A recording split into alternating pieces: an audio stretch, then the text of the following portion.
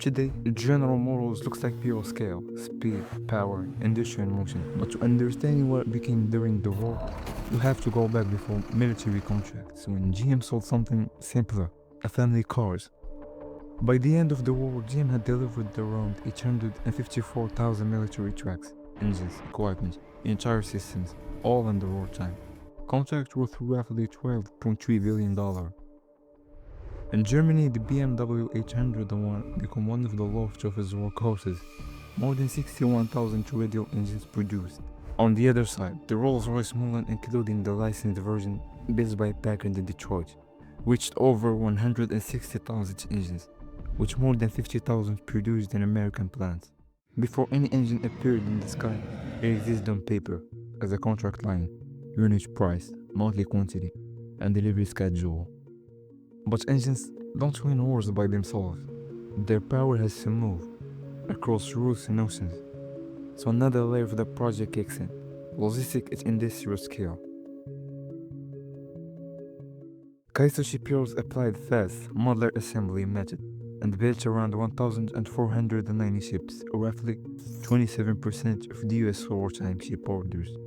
The Liberty program produced more than 2,000 ships between 1941 and 1945.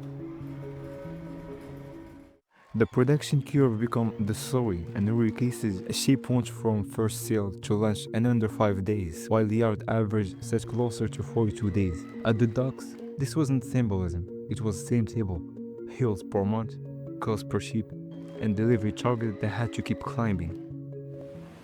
Zoom in from ships to single shoulder, and you see the same system in something as small as chocolate bar. The US Army asked Hershey for racing chocolate, designed it to withstand heat, resist melting, and then normally not taste so good. In 1939, output was about 100,000 bars a day. By 1945, production reached roughly 24 million bars a week. The more than 3 billion bars were made over the course of the war. Each was governed by specification, weight, price, shipping costs, one company covering a small but global requirement at massive scale. In World War I, major British and French financing in the American market moved through. JP Morgan, a CEO of the firm, condensed roughly $3 billion in orders, and through a network of more than 2,000 banks, sold allied bonds totaling over $1.5 billion. Then government won't switch to the public. In the United States, Liberty loans reached $17 to $22 billion. In the World War II, war bonds reached about $185 billion, preceded by tens of millions. A person could finance a world they would never see, and still they were simply supporting the cause. Some banks pushed the machine one step further. They lent citizens the money to buy the bonds. The citizen borrows, buy the bonds, collect interest from the state, and pay interest back to the bank. The same conflict now earns twice, once as public funding and again as a private revenue. And at the national level, the peak cannot live the war by generation. Britain continued paying its 1946 war loans to the United States and Canada until December 2006. People were still paying for decisions made before they were born. War doesn't only build weapons, it builds manufacturing habits, standards, materials, tolerances, and those habits survive the war. Start with clothing. The trench coat didn't enter the world as a fashion. It was engineered for officers who needed performance in bad weather and rough movements. Burberry turned their requirements into a durable design, and the market later turned design into a luxury icon. Same construction logic, but different audience. The look at materials. The Pond's nylon scaled through wartime demand, parachutes, rope, equipment. Civilian production was squeezed. When a supply returned, consumer demand surged, including the famous rush for stocking. On the West, the pattern repeats, only they supplied the British military a large numbers and their strict specification that prioritized readability and resilience. Those forms later become collectible and bulky items. The objects are recognizable. The reason people wanted it changed.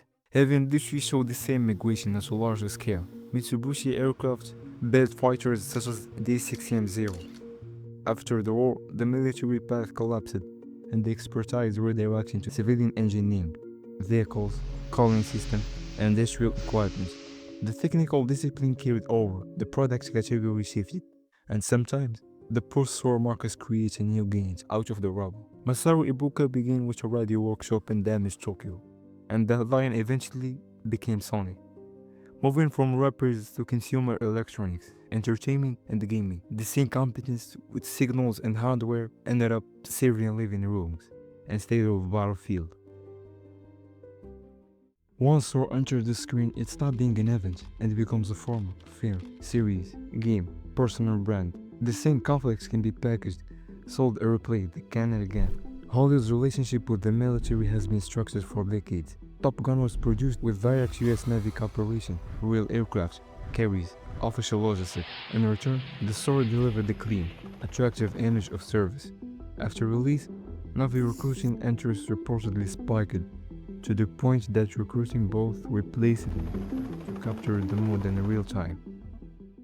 In 1954, Marilyn Monroe performed in South Korea for crowds, following over 100,000 soldiers across several days. Tours like hers organized through the USO weren't random celebrity visits. They were scheduled more operations that generated photos, stories, and long-term cultural memory. The performer's image grows, the situation image stabilizes, and the work becomes easier to narrate at home.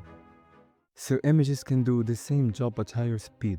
George install raising the flag on Iwo Jima became an instant icon, won the Pulitzer that year, and was used as the centerpiece of the US 7-year-long campaign. The drive raised around $26 billion in bonds.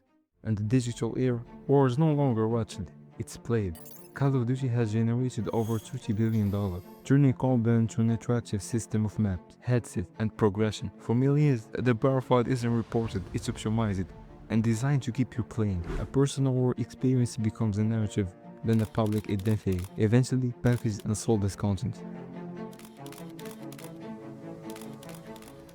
Large parts of the modern digital world begin inside military planning, where the problem wasn't conveyance but continuity. Under tweet, ARPANET, funded by the US Department of Defense in the 1960s, was designed around resilience, a network that could, even if part of it was disrupted. That design philosophy later became the backbone of civilian networks, and eventually the everyday internet. What started as a strategic requirement turned into the infrastructure behind banking, commerce, media, and routine life. Navigation followed a similar route. GPS was developed to provide precise positioning for miceless aircraft in operation and conditions where visibility fails. When the restriction on civilian accuracy were removed in 2000, the technology didn't arrive as a new gadget. It arrived as a silent layer that organizes movement, transport, logistics, aviation, shipping, tourism, delivery system. The map became computational and daily life began to run on coordinates that were engineered for conflict. The pattern isn't limited to network and navigation. Even civilian travel depends on engineering, pushed forward by air superiority. Jet propulsion matured under the pressure of military performance, then migrated into commercial aviation, and so it became normal to call social an hours.